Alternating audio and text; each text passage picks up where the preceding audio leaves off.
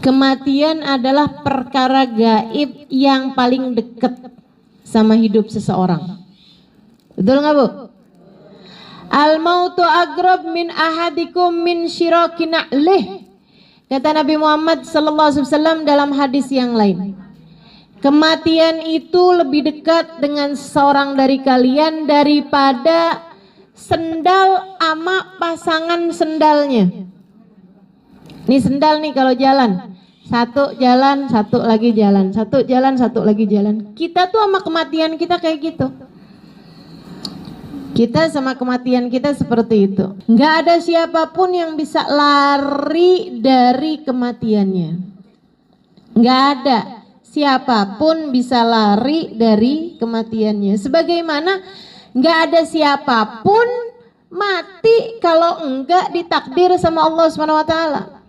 Bahkan yang udah bunuh diri sekalipun Bu, kalau Allah nggak tentukan dia mati, nggak jadi mati. Ada tuh waktu itu orang siap-siap bunuh diri di rel kereta api. Kereta apinya sempet ngerem. Jadi berhenti di depan dia hanya kurang 2 cm apa 3 cm aja di depan dia. Jadi udah siap-siap mati nih. Keretanya berhenti 3 cm di depan dia, Masya Allah. Nggak jadi mati deh. Macem-macem ya. Jadi apapun kalau nggak waktunya mati nggak bakalan mati. Dan kalau udah waktunya mati, mau fi burujim musyayyadah sekalipun bakalan datang kata Allah. Di istana, benteng yang paling kuat sekalipun, malaikat maut bakalan tembus juga.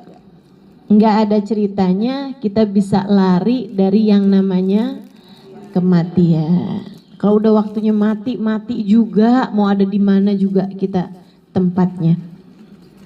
Maka ibu-ibu sekalian, karena kematian ini pasti, maka Bu siap-siapnya juga mestinya pasti. Betul nggak? Nggak masalah di tempat mana kamu mati, nggak masalah itu Bu. Nggak terlalu masalah di tempat mana kamu mati, nggak terlalu masalah. Jadi Bu nggak usah doa terlalu banyak-banyak tentang urusan Ibu pengen mati di mana gitu, nggak usah. Misalnya gitu ya, ya Allah pokoknya saya mau matinya mau di atas tempat tidur gitu, itu nggak usah. Atau Ibu pengen matinya di mana gitu, ya Allah saya pengen matinya di Mekah gitu kan. Nah, jangan Bu, repot keluarganya, kesian, pengen ziarahnya jauh, ya kan. Jadi Ibu nggak usah pusing-pusing memikirkan tentang tempat di mana Ibu meninggal dunia, karena itu nggak seberapa penting. Meskipun ada fadilah bagi orang yang meninggal di Mekah gitu kan, ada fadilah bagi orang yang meninggal di Madinah, tapi sekali lagi saya sampaikan bahwasanya di mana kamu meninggal dunia itu tidak seberapa penting. Kapan kamu meninggal dunia, harinya apa, waktunya apa, itu juga nggak seberapa penting. Meskipun ada fadilah untuk orang yang meninggal hari Jumat, gitu kan ya. Ada fadilahnya ibu-ibu sekalian, ada fadilahnya untuk orang yang meninggal hari Senin, karena Nabi Muhammad meninggalnya juga hari Senin, kan gitu ya Bu ya. Ada fadilah untuk orang yang meninggal hari Jumat, bebas dari azab kubur, tuh ada. Ibu-ibu sekalian, tapi sekali lagi saya sampaikan bahwa itu tidak seberapa penting dibandingkan dengan, Bu, dengerin, orang ngomong tuh didengerin. Biar kalau ibu ngomong didengerin orang, ya Bu ya. Orang yang kalau ada orang ngomong gak didengerin, ya ngomong-ngomong sendiri, itu terbiasa. Dia juga kalau dia ngomong gak didengerin sama orang. Jadi jadikan dirimu bermutu dengan kalau ada orang berbicara, ibu dengerin agar ketika kamu berbicara kamu juga didengarkan. Ibu-ibu sekalian yang saya muliakan, semua itu hari kamu meninggal dunia nggak terlalu penting waktunya kapan, tempat di mana kamu meninggal dunia juga nggak seberapa penting di mana tempatnya, karena yang lebih penting dalam keadaan seperti apa kamu meninggal dunia. dalam keadaan bagaimana kamu meninggal dunia. Itu yang paling penting. Keadaan yang dimaksud di sini bukan keadaan badan. Itu juga penting, tapi lebih penting lagi keadaan hatimu di saat kamu meninggal dunia. Ala iman wal Islam natawaffa. Apakah dalam keadaan membawa iman dan Islam kita meninggal dunia? Ataukah naudzubillah min dzalik, iman tercerabut dari dalam hatimu justru saat kamu hendak mati? Karena enggak sedikit yang kayak begitu. Enggak sedikit yang kayak begitu. Ibu-ibu sekalian yang saya muliakan, saya mau cerita. Ini cerita udah lama saya tidak ceritakan ya. Saya jadi inget aja gitu sama cerita ini. Dan ini diceritakan sama guru saya, Hubabah Nur, Habib Muhammad bin Abdullah Al-Haddar, tentang sebuah kejadian yang pernah terjadi beberapa tahun silam. Jadi beliau cerita ada seorang perempuan masuk Islam di India, yang mana di kampungnya di India tersebut tuh Bu semuanya Hindu. Dia sendirian nih masuk Islam nih. Karena dia masuk Islam sendirian, sekelilingnya Hindu, jadi dia nyimpen rapat-rapat keislamannya. Gitu, nggak mau orang pada tahu karena dia bisa disiksa, bisa di segala macam lah gitu. Dia sholat di kamarnya, nggak ada orang tahu gitu kan. Dia wudhu apa segala macam gitu, dia belajar tentang Islam, dia ngerjain semua Islamannya tanpa siapapun tahu. Subhanallah, memang orang baik di lingkungan nggak baik nih kadang-kadang suka dimudahkan sama Allah untuk berpulang kepadanya, masih muda meninggal dunia. Gara-garanya dia kena cancer, karena kena kanker, udah stadiumnya tinggi, periksa-periksa kata dokter nih kayaknya nggak akan bertahan. Waktu dia divonis sama dokter kamu nggak akan bertahan lama gitu ya, itu dia udah mikirin gimana caranya nih biar saya kalau meninggal dunia jenazah saya tuh diperlakukan sebagaimana jenazahnya orang Islam. Nah keluarganya nggak akan ada yang ngerjain Bu, orang Hindu semua nggak tahu gitu kan. Jadi akhirnya dia tuh mikir, ada di kampung dia satu-satunya orang Islam, aslinya dari negeri Arab gitu ya, tapi tinggal di kampung situ. Si laki-laki ini nih, ada laki-laki gitu kan, tinggal di kampung situ dan dia satu-satunya Islam gitu. Di saat dia udah sakitnya udah semakin parah, udah dokter-dokter udah kayaknya kurang tinggal nunggu waktu aja lah kayak gitu. Dia terus bilang gitu sama keluarganya, boleh nggak sih saya tuh dipanggilin si Fulan bin Fulan yang orang Islam di kampungnya itu gitu. Akhirnya karena ini permintaan orang mau meninggal dunia, dikerjain lah. Dia pikir oh, ini mungkin diem-diem naksir selama ini kali gitu kan. Panggilin tuh si orang tadi ini, orang Arab tadi ini. Dia bilangin sama orang Arab itu, sesudah semua keluarganya diminta keluar, dia bilang saya mau menyatakan sesuatu yang sangat pribadi, jadi boleh semuanya keluar. Semua keluar Bu, tinggal dia aja sendirian sama si laki-laki ini. Dia bilang sama orang Arab ini, dia bilang saya ini sebenarnya muslimah, keluarga saya nggak ada yang tahu, jadi saya mau minta tolong sama kamu. Saya akan minta keluarga saya kalau saya meninggal dunia langsung dikuburin aja, nggak usah dibakar, karena orang sana kan kebanyakan bakar. Dia bilang, nah nanti kalau kamu nguburin saya, kamu datang. Kalau orang-orang nguburin saya, kamu datang, kamu tandain kuburnya. Malam-malam hari saya minta tolong sama kamu untuk kerjain kepada jenazah saya apa yang dikerjain sama seorang muslimah. Saya minta dimandiin, dikafani, disolati, ya Bu ya. Kemudian kuburin lagi saya di situ. Kasihin duitnya Bu sama dia. Kan itu kan perlu duit ya buat beli kafan ini apa segala macam. Nih uangnya gitu. Sisanya hadiah buat kamu. Ya udah. Bu meninggal dunia beneran. Dikerjain semuanya, dia hadir di kuburannya, ditandain tuh kuburannya sebelahan sama pohon apa gitu kan ya. Udah nih. Malam-malam harinya gitu orang pada tidur gitu kan, dia pergiin kuburan itu digali. Betapa kagetnya dia, Bu, begitu digali ternyata sudah berkafan.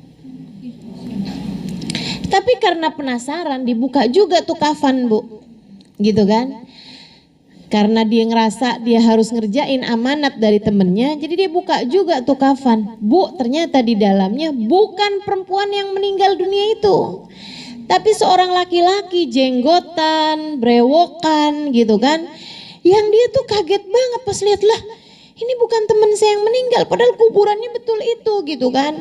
Jadi akhirnya dia ikat lagi tuh jenazahnya, dimasukin lagi ke kuburan tersebut, tapi dia ambil kain terakhir. Jadi kan orang dikafanin itu kan beberapa lapis kain ya. Kain yang paling luar tuh diambil sama dia, kemudian sisanya itu yang lain-lain semuanya dibalikin lagi, kuburin lagi. Bingung, gimana nih cara saya jalanin amanatnya temen saya, padahal itu kuburnya bener, udah tandanya bener, ininya semuanya bener, kok bisa yang meninggal dunia di situ kok malah laki-laki, brewokan pula gitu. Di kampungnya tuh padahal kayaknya nggak ada yang tampangnya kayak gitu, kayak model-model bukan orang situ gitu. Jadi karena penasaran, tuh kain kafan yang paling ujung itu sama dia dilipat, terus dia simpen aja gitu. Beberapa bulan kemudian dia pergi haji, karena memang jadwal dia haji, maksudnya dia memang berencana untuk haji gitu. Jadi tahun itu dia berangkat pergi haji, Bu. Si kain itu karena dia penasaran, kemana-mana dia bawa. Siapa tahu nih dia bisa dapat jawabannya gitu. Subhanallah, kemana-mana dia bawa tuh kain. Satu hari emang Allah lagi mau ngasih pelajaran, waktu dia lagi ada di Mekah, habis dia ngerjain ibadah haji, ada orang deketin dia, seorang pemuda lah gitu, umur-umuran 20-an tahun sekian. Dia deketin gitu, terus dia bilang gitu, Pak, maaf nih Pak, itu Bapak bawa-bawa kain itu mulu, kain apaan sih itu Pak? Dia bilang, oh iya, ini kain kafan. Kok mirip banget ya Pak sama kain kafan yang saya pakai buat nguburin bapak saya. Oh ini dia nih jawabannya nih. Karena sepanjang dia haji dia doa, ya Allah kasih dong saya jawabannya, gimana cara saya mau melaksanakan amanat dari teman saya itu, muslimah perempuan itu gitu kan, yang di India itu. Jadi akhirnya dia bilang gitu, oh bapak kamu meninggal dunianya kapan? Dibilangin waktunya, harinya pas persis sama meninggalnya si perempuan tadi itu. Jadi dia bilang, bapak kamu orang mana? Orang sini Pak, kami Pak, orang Mekah. Kain kafan itu nggak umum dipakai, tapi saya memang sengaja beliin kain kafan itu waktu bapak saya meninggal dunia, agak beda memang. Terus dia bilang, bapak kamu dikuburin di mana? Di sini di Ma'la, dekat kuburannya Sayyidah Khadijah, di pekuburan Sayyidah Khadijah. Dia bilang, oh yaudah, saya juga penasaran banget nih. Jadi dia cerita amanatnya si temennya itu, Bu, yang di India itu. Dia bilang, saya punya teman perempuan, dia pesan kalau dia meninggal dunia begini-begini, pas saya ambil kuburannya ternyata kok laki-laki gitu. Orangnya kayak gini. Kayak bapak saya itu, bener emang kayak gitu orangnya. Penasaran saya, ayo kita pergiin kuburan bapak saya. Dipergiin Bu, kuburan bapaknya digali, beneran Bu, yang di kuburan situ perempuan yang meninggal di India. Makanya saya bilang, kita tuh dikuburin di mana tuh nggak penting, meninggal di mana tuh nggak penting. Kalau kamu sehati dikumpulin sama yang sehati. Ini perempuan nih, perempuan ini ibu saudariku sekalian, meninggalnya di India, dikuburin di India sama Allah, karena Allah tahu hatinya muslimah mukminah, dekatnya sama Sayyidah Khadijah nih hati, ya ruhnya ini penuh cinta kepada Allah, penuh cinta kepada Rasulullah, kayak mirip hatinya Sayyidah Khadijah. Masya Allah, Allah pindahin Bu kuburnya Bu, dari India ke Mekah, nggak tanggung-tanggung, di salah satu kuburan terindah di dunia, di Ma'la, ibu-ibu saudariku sekalian. Masya Allah, jadi digali kuburannya beneran tuh perempuan. Alhamdulillah, dia bilang, dia pun segera taruh jenazahnya itu di Masjid Al-Haram. Kemudian di Masjidil Haram kan kalau meninggal emang udah ada orang-orang ya Ibu ya. Dia dimandiin pakai air zam-zam, dikafanin di Mekah, disolatin di Masjidil Haram, kemudian dikuburin lagi di tempat yang sama, yaitu di Ma'la, dekat kuburannya Sayyidah Khadijah. Masya Allah, Masya Allah. Padahal meninggal di India, Bu. Padahal meninggalnya di India. Cinta tuh nggak ngalahin. Roh kamu ada di mana tuh nggak ngalahin. Hati kamu ada di mana tuh nggak pernah ngalahin. Maka ibu-ibu, kita minta sama Allah mudah-mudahan hati kita tuh ngerti mencintai yang benar. Mencintai Nabi Muhammad, mencintai Sayyidah Khadijah, mencintai Sayyidah Fatimah, mencintai para ulama. Biar kita dikumpulinnya juga barengan sama mereka. Sebab yuhsyarul mar'u ma'aman ahab, orang tuh gimana-gimana dikumpulinnya sama yang dia cinta. Gitu. Nah itu yang mudah-mudahan terjadi sama kita. Yang kesianan si bapak nono. Betul gak?